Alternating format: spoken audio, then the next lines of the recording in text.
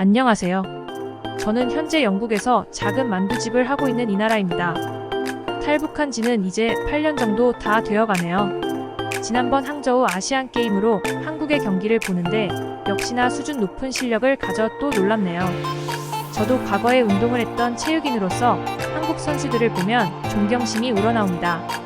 정확한 종목은 밝힐 수 없지만 저는 어렸을 적 체력장 같은 것을 하면 항상 특급이 나온 학생이었지요. 자연스럽게 체육인의 길로 들어갈 수밖에 없었습니다. 재능이 특출나니까요. 하지만 안골 체육촌에 들어가니 그곳은 괴물들 천지였습니다. 원래 예체능은 재능이 반이다 라는 말이 있지 않습니까? 저는 안골 체육촌에 들어가고 나서 제 재능은 아무것도 아니라는 것을 처절하게 깨달았지요. 연습을 그렇게 오래 안 해도 타고난 신체 능력 덕분에 매번 1등을 하던 체육 괴물. 타고난 재능과 미친 노력까지 합해져 넘을 수 없는 기록을 가지는 체조 괴물들. 제 꿈은 항상 공화국에서 노력 영웅과 공화국 영웅이 되어 가족들에게 이바지가 되는 것이었습니다. 그리고 인민체육인 칭호를 받으면 평양에 있는 아파트와 고급 승용차까지 받을 수 있거든요. 저처럼 가진 것 없는 집안에서 태어난 사람에겐 스포츠만이 유일한 먹고 살 길이었습니다. 그래서 미친 듯이 노력하고 연습했어요. 타고난 재능에서 괴물들을 이길 수 없으니 노력으로 메꾸겠다고요. 하지만 뱁새가 황새를 따라가면 다리가 찢어진다 라는 말이 있듯이 저는 제 부족한 타고남을 노력으로 채우려다가 결국 부상을 입고 말았습니다. 부상 당하면 후보 선수에도 들지 못할 것 같아 그래도 매일 연습하러 나갔어요.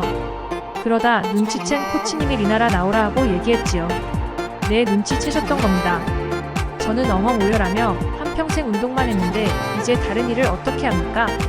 우리 부모님 매일 저만 바라보며 살아오고 있습니다. 제 인생 망했습니다. 얘기했죠. 그러니 제 사정을 알고 있는 코치님이 어느 정도 재활 훈련을 해보고 안 되면 자기가 제 인생을 책임진다고 했어요. 코치님의 감동적인 말에 저는 정말 이악 물고 재활 훈련을 했습니다. 어떻게든 재기하려 노력했죠. 반년 동안 노력하니 어느 정도 몸이 복구가 되더라고요. 하지만 그 반년 동안 제 동무들은 더 실력이 향상되었고 저는 그것을 쫓아갈 수 없었습니다. 그래서 결국 후보 선수에도 들지 못하고 저는 인생의 내리막길을 걷게 되었죠. 저를 안쓰러이 여긴 코치님은 이렇게 포기하지 말고 스포츠 매니저라는 직업을 얻으라고 권유했어요. 이게 보통 선수 출신들이 많이 하는데 말 그대로 선수들의 몸관리나 정신적 보호 그리고 운동을 함에 있어 필요한 것들을 도와주는 보호인의 역할을 하는 것입니다. 처음엔 자존심 때문에 꺼렸지만 이것마저 하지 않으면 돈벌이가 없으니 그 직업으로 나아가게 됐죠. 근데 하다 보니 또 적성에 맞더라고요. 제가 선수 출신에 부상에 일가견이 있다 보니 동무들 몸만 봐도 상태가 어떤지 그리고 무엇이 필요한지 딱딱 견적이 나오더라고요. 그렇게 선수단은 저를 엄청나게 신뢰하고 매번 저 리에라를 찾으며 의지하게 되었죠. 그리고 대망의 2014년 인천 아시안 게임이 열리게 되었습니다. 우리는 그날만을 위해 밤낮으로 노력했고 많은 피땀 눈물을 흘렸지요. 다른 국제대회도 중요하지만 유독 공화국은 남조선에서 열리는 대회에 많은 신경을 쓰고 있었습니다. 원래 같으면 제가 외국에서 열리는 대회에 따라가지 않지만 이번에는 성적에 많은 신경을 쓰는지 저도 같이 남조선으로 함께 가라는 명령이 내려졌지요. 정말 기대됐습니다. 제가 매니저로서 남조선 팀을 분석했을 때 정말 말도 안 되는 성적을 가지고 있었거든요. 그래서 그 비결이 뭔지 정말 궁금했습니다. 그리고 인천 아시안 게임은 인생의 기회였고 저와 선수단은 국제무대에서 지금까지 갈고 닦은 우리들의 실력을 보여줄 수 있는 기회였고 저에게는 철통 같은 국경 너머의 삶을 경험할 수 있는 기회였죠. 남조선으로 가기 한 달 전부터 저희는 집중 사상 교육을 받았습니다. 뭐 비슷합니다. 남조선 사람과 대화를 많이 나누지 말 것, 남조선의 문화를 경험하지 말 것, 대중매체를 보지 말 것, 남조선에서 본 것들을 있는 그대로 믿지 말 것 등등 많이 빡셌습니다. 대망의 그날이 다가왔습니다. 저희는 오후 6시에 고려항공을 타고 인천공항으로 향했지요. 인천공항에 도착해서 내리니 뭔가 분위기부터 달랐습니다.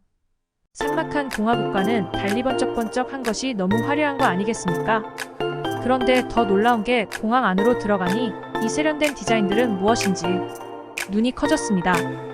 그래도 공화국의 지시대로 무표정으로 입국하는데 한국 사람들이 우리를 환영하고 또 옷차림새나 생긴 것들이 평양의 부잣집 귀한 자식들과 같은 모양새더군요.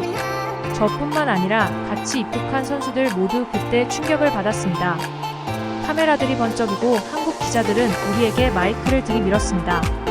어떤 말을 해야 할지, 어떻게 행동해야 할지 흥분과 불안이 섞인 감정이 들었지만 그 어떤 것도 한국 땅을 밟는 압도적인 감정에는 비할 바가 아니더군요. 인천 아시안 게임을 하며 한국에 머무는 동안 저와 북한 선수들은 착잡한 기분이 들었어요. 북적거리는 인천의 거리들, 우뚝 솟은 고층 건물들, 그리고 한국의 활기찬 분위기, 조용하고 폐쇄된 북한에서의 생활과 분명한 내조의 참담한 기분까지 들었습니다. 하지만 저와 선수들이 진정으로 느꼈던 것은 바로 경기장과 한국 선수들의 배려였습니다. 북한 선수들은 다른 아시아 국가들과 경기를 하면 항상 아래 것을 보는 듯한 기분을 받았지요. 하지만 한국 선수들은 우리를 이겨야 할 상대, 그리고 같은 체육인으로서 존중해 주었습니다. 스포츠의 언어는 정치적인 경계를 넘어섰고 저와 북한 선수들은 한국 선수들과 교감을 느꼈습니다. 우린 한평생 그들을 적이고 괴뢰국이라 여기며 살았는데 직접 마주친 한국 선수들은 아주 인간적이고 정도 많고 티가 부리지 않은 누구보다 솔직하고 열정적인 사람들이었어요. 그러니 어찌 그런 사람들을 미워할 수 있겠습니까? 우리는 저절로 마음을 열고 정을 나누게 됐지요. 같은 체육인으로서 느끼는 고충들, 얘기를 나누며 큰 위로를 받았습니다. 한국 선수단에게. 그 이후 인천 아시아게임은 저와 제 동료들에게 전환점이 되었습니다. 한국에 다녀오니 자연스레 제 가치관은 한국은 지지하는 사람이 되었더군요. 하지만 이 사상은 공화국에선 반역자입니다. 더 이상 공화국을 대표하는 사람일 수가 없지요. 그래서 저는 탈북을 결정했지만 그 사이에 일이 생겨 영국으로 오게 되었습니다. 비록 지금은 영국에 있지만 언젠가 제가 한국에서 운동을 할 날이 오겠지요? 그럼 제 사연 들어주셔서 감사합니다.